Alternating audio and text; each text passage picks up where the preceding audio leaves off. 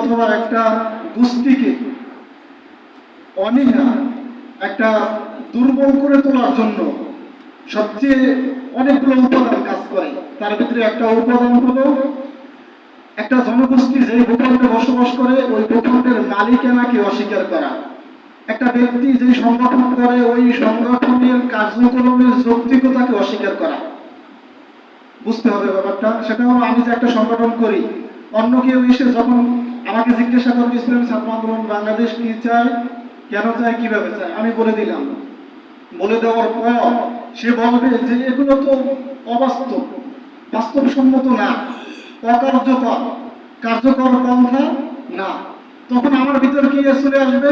এই যে সংগঠনের প্রতি একটা অনীহা চলে আসবে, একটা দুর্বলতা কাজ করবে।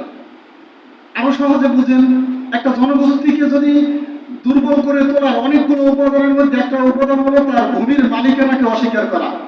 আপনি যেই ঘরে বসবাস করতেছেন, যেই বাড়িতে বসবাস করতেছেন, ওইটা আপনি জানেন যে আমার বাবার জমি, আমার দাদাও ওইখানে বসবাস করেছে, আমার দাদাই ওইখানে বসবাস করেছে। কেউ এসে হঠাৎ করে বলল যে আপনি যেই বাড়িতে বসবাস করতেছেন বসবাস করতে পারেন, কিন্তু এই যে বাড়ি, এই যে ঘর, এই বাড়ি ঘরের দলিল দস্তাবেজ এগুলো মূলত আপনাদের না। ওই দিনের পর থেকে আপনি বসবাস করলেও বাড়িতে তখন একটা দুর্বলতা মনে চলে আসবে, সাথে সাথে একটা অনীহা চলে আসবে। একটা ব্যক্তি একটা জনগোষ্ঠীকে দুর্বল করে তোলার জন্য, একটা ব্যক্তি একটা জনগোষ্ঠীকে হীনমন্য করে তোলার জন্য এই উপাদানগুলো কাজ করে। আমরা আমরা এই বাংলাদেশে যে ভূখণ্ডে বসবাস করছি, এই ভূখণ্ডে আপনারা জানেন না, পড়াশোনা করলে জানবেন যে অনেকে নাস্তিক যারা আছে তারা বলে ফেলে যে এই ভূখণ্ডের আদি বসবাসকারী আদি পুরুষ ভূমিপুত্র যাদেরকে বলা হয় তারা মুসলমান ছিল না। তখন আপনার ভিতরে একটা মুসলমান হিসেবে হীনমন্যতা চলে আসবে।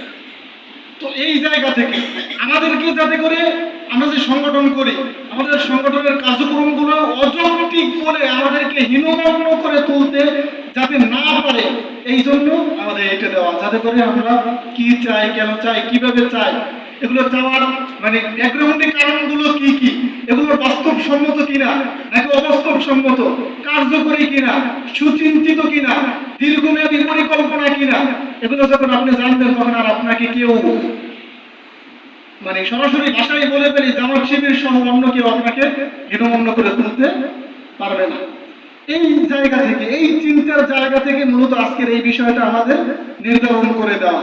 যখন এই জিনিসটা জানতে পারলেন আপনি, এখন আরো বিশেষ করে ভালোভাবে জানা দরকার আছে কি নাই?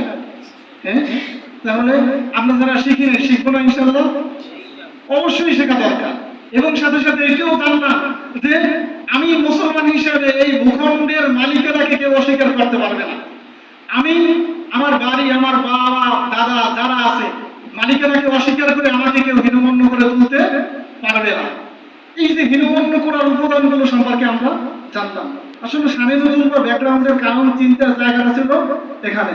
আল্লাহ রাব্বুল আলামিন আমাদের সকলকে ইসলামী ছাত্র আন্দোলন বাংলাদেশের এই দ্বীনি সংগঠনের সাথে থেকে কাজ করে যাওয়ার তৌফিক দান করুন। সবাই বলেন আমিন।